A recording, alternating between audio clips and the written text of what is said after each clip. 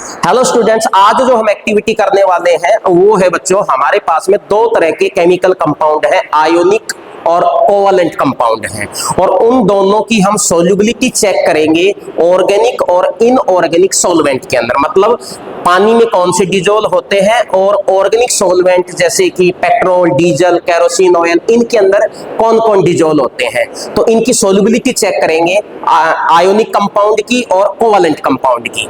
ठीक है, तो एक्टिविटी का नाम है to compare the solubility of two ionic compound and two covalent compound in water and an organic solvent. तो बच्चों, इसके लिए जो हमें मटेरियल्स चाहिए, केमिकल कंपाउंड चाहिए, sodium chloride, copper sulphate, sugar, naphthalene बोन, वाटर, केरोसिन या टर्पेंटाइन ऑयल, टेस्ट ट्यूब चाहिए, कुछ ग्लास रॉड्स और लेबलिंग के लिए चाहिए। तो बच्चों, प्रोसीजर के अंदर इस एक्टिविटी को करने के लिए सीधे अब हम चलते हैं लेबोरेटरी के अंदर, केमिस्ट्री लैब के अंदर। Let us move in the chemistry lab.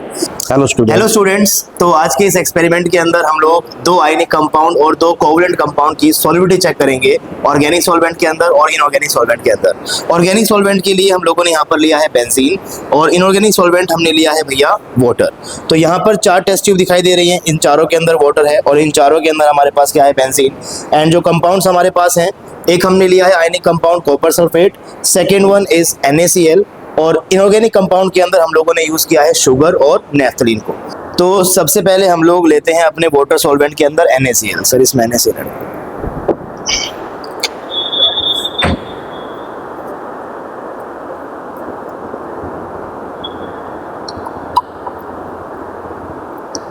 तो आप देख सकते हो कि वाटर के अंदर NaCl जो है वो पूरी तरीके से डिसॉल्व हो चुका है। NaCl in benzene.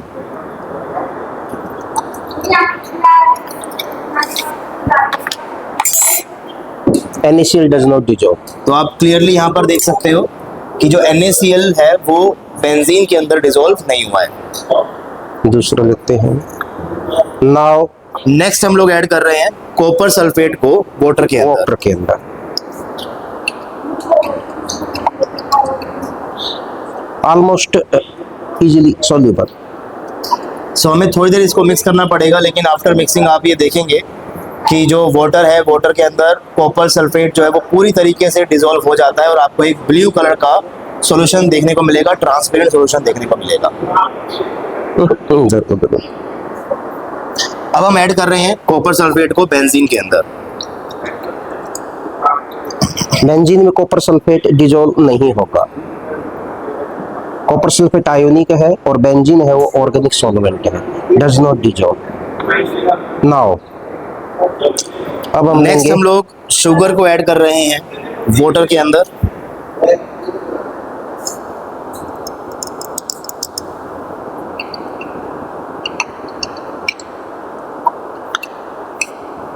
sugar easily dissolve in water. Now we add some sugar in benzene solvent. Sugar does not dissolve in benzene,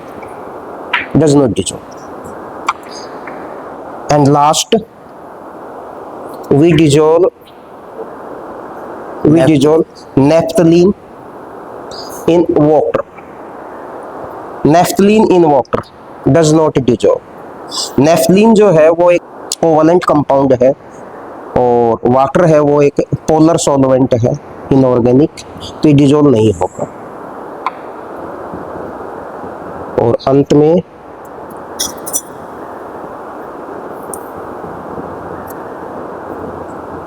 naphthalene in benzene. थोड़ा समय लेगा, धीरे धीरे डिसॉल्व हो जाएगा, धीरे धीरे जो है वो तो थोड़ा थोड़ा डिसॉल्व हो रहा है, लगभग कंप्लीटली डिसॉल्व। Conclusion sir. तो बच्चों, हमने क्या सीखा? तो जैसा कि आप लोगों ने देखा, हम लोगों ने चार कंपाउंड्स लिए, उनमें से दो कंपाउंड्स आयनिक थे, दो कंपाउंड्स आपके पास कोवलेंट थे। उनकी सॉल्युबिलिटी हम लोगों ने देखी। आयनिक कंपाउंड्स मेजरली आपके डिसॉल्व हुए हैं पानी के अंदर, वहीं जो आपके कोवलेंट कंपाउंड्स थे वो आपके डिसॉल्व हो जाते हैं बेंजीन यानी कि इनऑर्गेनिक सॉल्वेंट के अंदर। This was your experiment. I hope आपको ये एक्सपेरिमेंट समझ आया हो। बच्चों हमने लैब के अंदर देखा कि सोडियम क्लोराइड जो है आयोनिक कंपाउंड है, वो वाटर के अंदर इजीली डिजोल्व हो गया, लेकिन केरोसिन ऑयल के अंदर वो डिजोल्व नहीं हुआ। केरोसिन ऑयल है वो ऑर्गेनिक सॉल्वेंट है। तो आयोनिक कंपाउंड जो होते हैं बच्चों वो पोलर सॉल्वेंट में डिजोल्व हो जाते हैं, नॉन पोलर में नहीं होते हैं, मतलब ऑर्गेनिक में डिजोल्व नहीं होंगे। इसी तरह से कॉपर सल्फेट भी एक आयोनिक कंपाउंड है, वो पानी के अंदर डिजोल्व हो जाता है, ब्लू कलर का सॉल्यूशन हमें मिलेगा, लेकिन कॉपर सल्फेट को जब हमने केरोसिन ऑयल में डाला तो आपने देखा था वो डिजोल्व नहीं हुआ। इसी तरह से ही शुगर जो है एक्सेप्शनली ऑर्गेनिक होते हुए पानी में डिजोल्व हो जाती है ड्यू टू हाइड्रोजन बॉन्डिंग, लेकिन वो केरोसिन ऑयल में नहीं हुई। नेफ्थलीन बॉल्स जो है बच्चों वो वाटर के अंदर डिजोल्व नहीं हुई, लेकिन केरोसिन ऑयल के अंदर हो गई, क्योंकि नेफ्थलीन बॉल्स जो है वो एक ऑर्गेनिक कंपाउंड है। ऑर्गेनिक में डिजोल्व होगा, इनऑर्गेनिक में, लाइक डिजोल्व्स लाइक।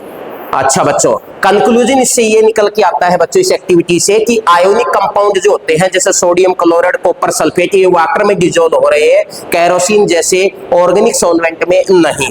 कोवलेंट जो कंपाउंड होते हैं उनका थोड़ा डिफरेंट बिहेवियर होता है, मतलब कि वो कोवलेंट कंपाउंड होते हैं वो वाटर के अंदर डिजोल्व नहीं होंगे, वो organic solvent, kerosene oil, petrol, इनके अंदर डिजोल्व हो जाते हैं।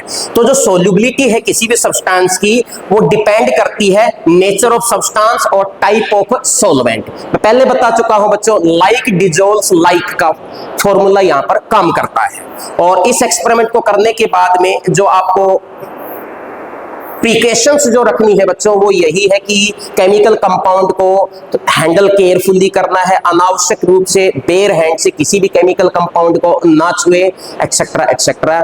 आई होप आपको ये एक्टिविटी समझ आई होगी। Thank you so much.